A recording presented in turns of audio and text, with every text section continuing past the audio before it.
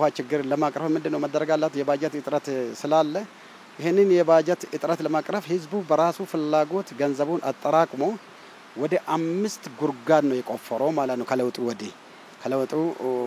ወዲህ 5 ጉርጋድ ነው የተቆፈረው ወደ 205.16 ሊትር ፐር ሰከንድ ያ ማለት በቀን ወደ 17721 ሜትር ኪዩብ ፐር ዴይ ያ ማለት በአጠቃላይ ከዚህኛው ከጥሬ ውሃ ጋር ጥሬ ውሃን በማጣራት ወደ ትሪትመንቱ እናስገባለን ከሱ በተጨማሪ ወደ 27372 ገደማ ሜትር ኪዩብ አሁን ወደ ለህዝቡ እናቀርባለን ይህ ብቻ አይደለም ኖርማሊ አሁንም እንደዛም ቢሆን ከተማ ወደ ሪጆ ፖሊሲ ከማደጋው የተነሳ ከዚህ በፊት በከተማ የታቀበው ህዝብ ብቻ ነው በቂ ውሃ ያገኘ ያለው አሁን ሪጆ ፖሊሲ ሲቶን ወደ 36 ቀበሌ ስለሚያቅፍ በአቅራቢያ ያሉት ማህበረሰብ አሁንም የውሃ እጥረት ይገጥማል ይሄንንም ለማቅረብ ምንድነው መደረግ ያለበት አንደኛ የድርሻ አካላቶች በሙሉ ማለት ነው ተቃላይ በማቀናጃት ይሄንን ችግር ለማቅረፍ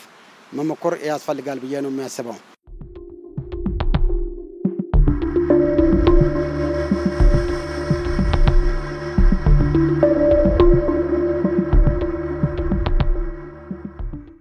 የሻሸመኔ ያለውን የውሃ ችግር የነበረውንና አሁን ስናስተያየው ለመግለጽ ያዳግታል 100% ባንልም ህዝቡ ተረጋግቷል እጅግ በጣም ትልቅ ለውጥ ነው ያለው በሻሸመኔ ከተማ ይሄ ነው የማይባል ምን ነገር የማይችል ለውጥ ነው ያለው በአሁኑ ሰዓት ድሮ በወር በሁለት ወር ፈረቃ በጣም ትንሽ ነው ከተባለ 15 ቀን ፈረቃ ከዛም አልፎ በከተማው ዙሪያ ያሉ አህያ ሰልፍ አውጥተው በአደባባይ ጦርነት ነበር ማለት ይቻላል ማዘጋጃ ከተማ አስተዳደር ገብተው በቃ መቀመጥ ቢሮ መቀመጥ እስከ መከልከል ድረስ አሁን ግን ያ የለም ኮሽታ የለም ምናልባትም በአሁኑ ሰዓት ወደ ከተማ የገቡ የገጠር ቀበሌዎች አሉ ከዛ ጋር ተያይዞ በአሁኑ ሰዓት ወደዚህ የዞሩት እጥረት አለ አሁንም እገዛ ያስፈልጋል ትልቅ እገዛ ያስፈልጋል ከፌደራልም ከኦሮሚያም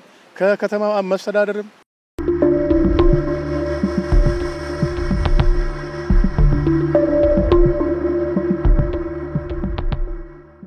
ከዚህ በፊት ስፔሻሊ 3 እና 4 አመት በፊት የህዝብ ቅሬታ ምንጭ ተብሎ የተለየ አንዱ የንጹህ መጠጥ ውሃ አቅርቦት ነው የንጹህ መጠጥ ውሃ አቅርቦት ለከተማ ነዋሪ ማድረስ እንደዚሁም የንጹህ ውሃ መጠጥ ውሃ ሽፋኑን ማሳደግ ሰፊ ችግር ነበረበት አገልግሎት አሰጣጥም በተመለከተ በሰፊው ሲነሳ ነበር ይሄንን ችግር ለመፍታት የንጹህ መጠጥ ውሃ ምንጮችን የመለየት ጉድጓድ ውሃ የጥልቅ ጉድጓድ ውሃዎችን የመቆፈር የተለያዩ ሶርሶችን ከተማ ውስጥ የሚገኙትን የማልማት ስራ በሰፊው ተሰርቷል ይሄንን በመደረጉ በአሁኑ ሰዓት ከዚህ በፊት የነበረው ስራ በተሻለ ሁኔታ ችግሩ ተፈቷል ማለት ይቻላል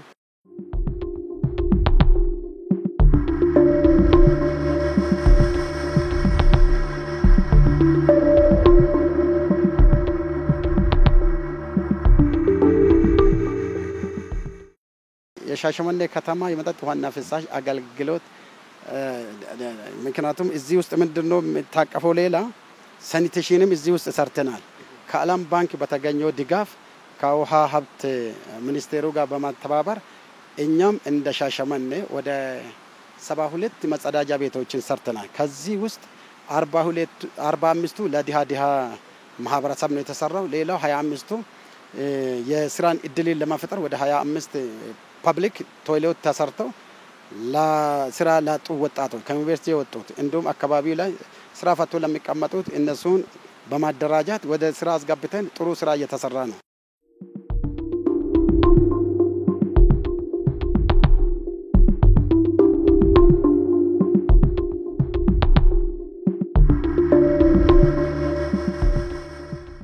ይሄ ሽንት ቤታችን ከተሰራልን ጊዜ ጀምሮ የበለጠ የራሳችንንም ያጸዳን ያልን ነው የኖርነው እስከ ዛሬ ድረስ እግዚአብሔር ይመስገን ሽንት ቤት እዛ ጋር ነበር በጣም ጽዳት የሌለው ነበር ያው ነው ቦታም አልነበረንም የሚገርም ነገር ሹሽና ነበር ይሄ ኩሽናችንን አፍርሰን ሽንት ቤቱ ይሻለናል፣ ኩሽና ሜዳ ላይም ሰርተን እንበላለን፣ ኩሽና ይሻለናል ብለን ነገርናቸው። ወዲያውኑ መጡ።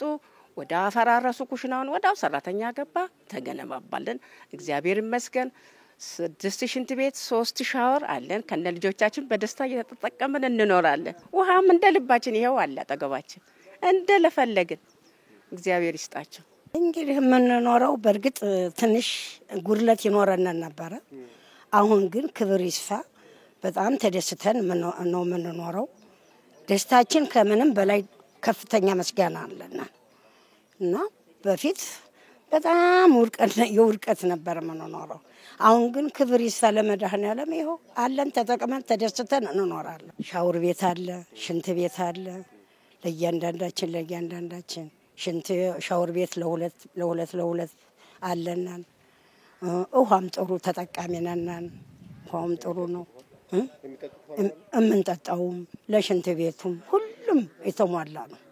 እዚህ በማህበር ተደራጅተን ነው የምንሰራው። ያለው ችግር እውነት ለማናገር እዚህ ጋርቤጅ መጣያ ነበር ይሄ ቦታ ማለት ነው። እኛም በማህበር የመጀመሪያ ጊዜ የተደራጀ ነው። ያቺ ሽንት ቤት ትንሿ ሽንት ቤት ነው ይሄ መዘጋጃ ነው የሰራ። ከዛ በኋላ እኛ ይሄ እዚህ ቦታ ጠርገን ምን ያርገ ነው ያው እንደጋጣሚ እነሱ መርቶ እዚህ ጋር ቼክ ሲያደርጉ እዚህ ጋር እንድሰራ እኛም ሰፖርት አደረግነው። እነሱ መጥቶ እዚህ ጋር ጀመሩ።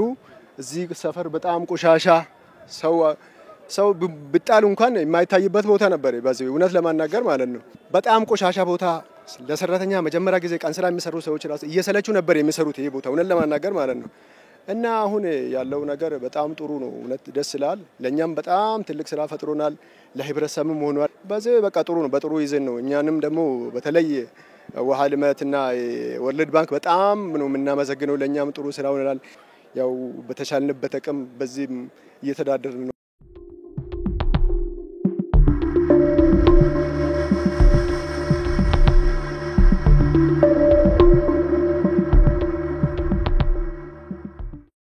ይሄ ድርጅት የሚሰራው ሌላው መልካም አስተዳደር ለማስፋል ምን ነው የተደረገው? ከዚህ በፊት በአንድ ስፍራ ሲሰጥ የነበረው አገልግሎት ወደ 7 ብራንቾችን ከፍተን እዛ ላይ ህዝቡ በቅርበት አገልግሎት እንዲያገኝ እያደረግ ነው። ይሄንን ብቻ አይደለም፣ ሌላ ደግሞ በዚህ በተጨማሪ ህዝቡ ቤቱ ሆኖ አዲስ አበባ ያለውም አዲስ አበባ ሆኖ የፈለገው ቦታ ሆኖ አገልግሎቱን ያው በቴክኖሎጂ መጠቀም ስላለበት ከባንኮች ጋር ውል ተፈራርመን ማለት ነው። በሲንቄ ባንክ፣ በኦሮሚያ፣ በንግድ ባንክ እንዲሁም በቴሌ ብር፣ በአዋሽ ቁጭ ብሎ ሁሉም እንትኑ ያለበት ማለት ነው አካውንት ያለባቸው ስፍራ ሆኖ እንዲከፍሉ ምቹ ሁኔታን ፈጥረናል ማለት ፈልጋለሁ።